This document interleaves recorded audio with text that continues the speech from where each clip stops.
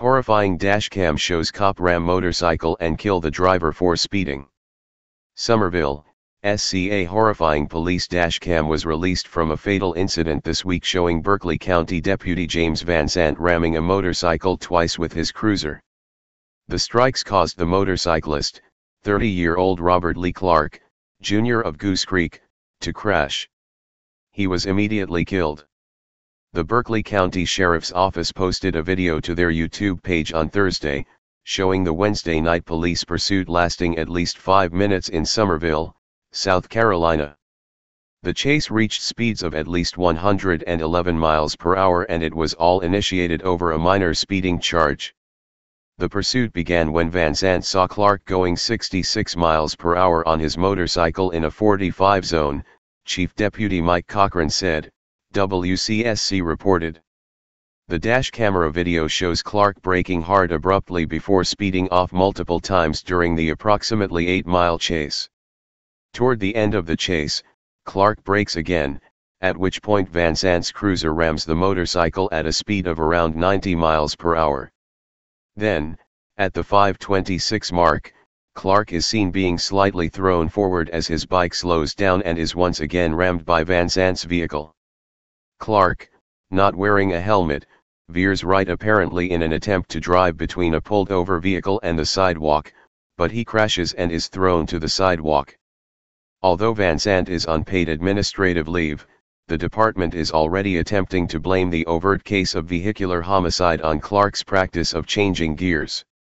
As WCSC reports, when the motorcyclist attempted to accelerate away, the operator appears to have missed a gear while the motorcycle continued to slow, causing contact between the motorcycle and the front right corner of the deputy's vehicle, Cochran said. According to ABC News 4, Deputy Van Zandt in his report only mentioned contacting the motorcycle once prior to the crash. The sheriff's office in its official statement on the incident also only mentions one instance of contact between Van Zandt's vehicle and the motorcycle. However, the dashcam clearly shows Van Zandt hit Clark 2 times. After hitting him the first time, Van Zandt should have stopped the pursuit. However, he did not.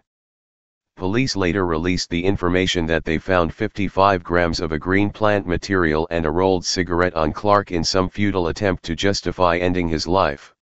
According to South Carolina's rules of engagement for police chases, this should have never happened. According to their policy, the pursuit is justified only when the necessity of the apprehension of a suspect outweighs the risks created by the pursuit. The primary pursuit officer, according to the policy, is responsible for that decision, which requires them to consider 9 circumstances and conditions. Among these conditions are, the seriousness of the original offense that led to the pursuit, the presence and volume of vehicular and pedestrian traffic, and the presence of passengers in the fleeing vehicle. The dangers presented in police officers chasing motorcycles are so high, in fact, that many states have policies of non-pursuit, meaning they can actually get in trouble for chasing high-speed motorcycles. Van Zandt initiated and caused a dangerous pursuit over a minor speeding infraction. Clark was not some international terrorist on his way to blow up a school.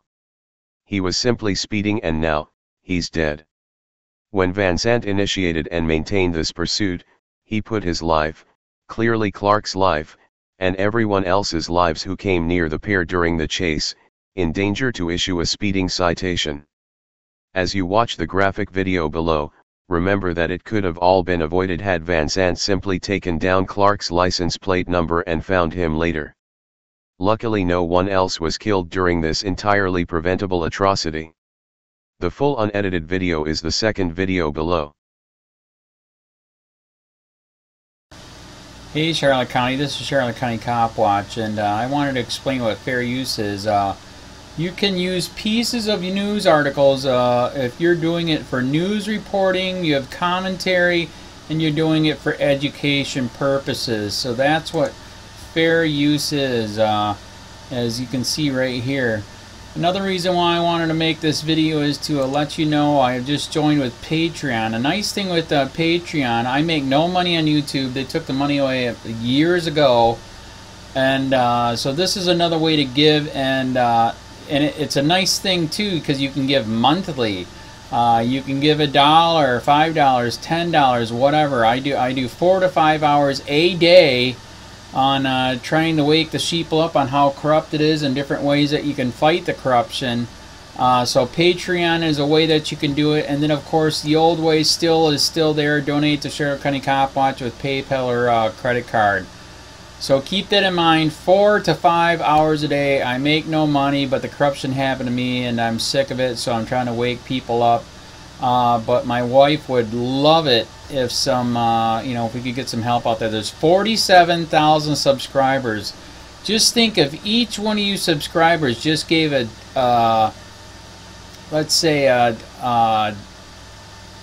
actually yes, $1 a month. 47,000 subscribers gave $1 a month.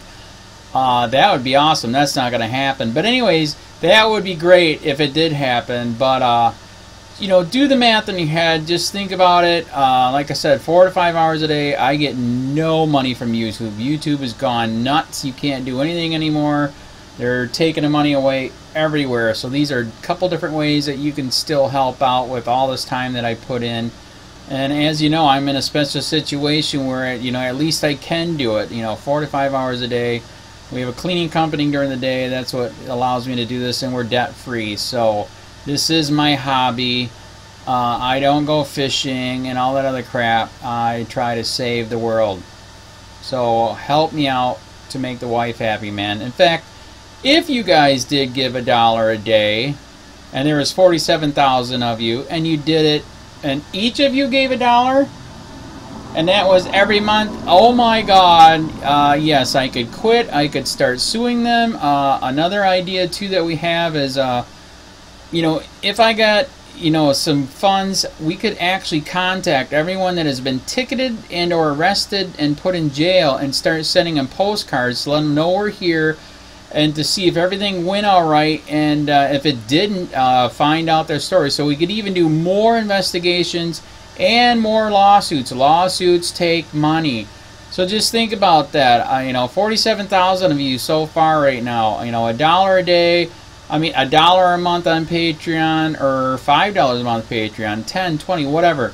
Just do the math in your head. Help out. This is a lot of work every single day. Thanks.